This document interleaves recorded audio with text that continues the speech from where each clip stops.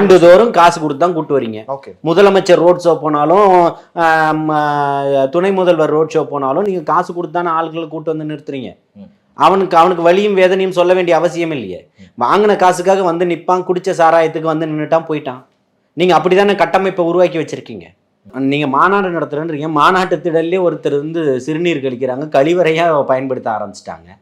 புரியுதுங்களா? நீங்க மாநாடு நடக்கும் போதே நீங்க பாருங்க, எல்லா தொலைக்காட்சிகளிலுமே இருக்கு. நான் இட்டுக்கட்டி சொல்றதுக்காக இல்லை, அங்க இருக்கக்கூடிய சேர்கள் எல்லாமே காலியா தான் கிடந்தது. இப்பவும் காசு கொடுத்து ஆட்களை கூட்டு வரீங்க, நீங்க முதல்வர்னு கூட பார்க்காம பேசிக்கிட்டே இருக்கும்போது அந்த இடத்த கடந்து போயிடுறாங்க. இவர் வருவதற்கு முன்னாடியே எப்பேற்பட்ட கூட்டங்கள் வழிநெடுக நின்றுகிட்டு இருக்கு. ஒரு ராத்திரி 1 மணி ஆனா கூட 6 மணில இருந்தே நின்றுகிட்டு இருக்க. 6-7 மணி நேரம் ஆனாலும் 8 மணி நேரம் ஆனாலும் 10 மணி நேரம் ஆனாலும் அவருடைய வருகை எதிர்பார்த்து நிற்கிறேன்.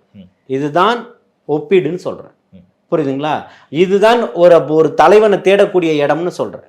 அவன் எப்படி பண்ணிட்டான், டான்ஸ் ஆடிட்டான், இதை பண்ணிட்டான், அவன் கொண்டாடிக்கிட்டு இருக்கான். அவனுக்கு நடுவில் போயிட்டு நீங்க டான்ஸ் ஆடிட்டான், இதை பண்ணிட்டான், அதை பண்ணிட்டான்னு சொல்றது ஏதாவது அசம்பாவிதம் நடந்ததா?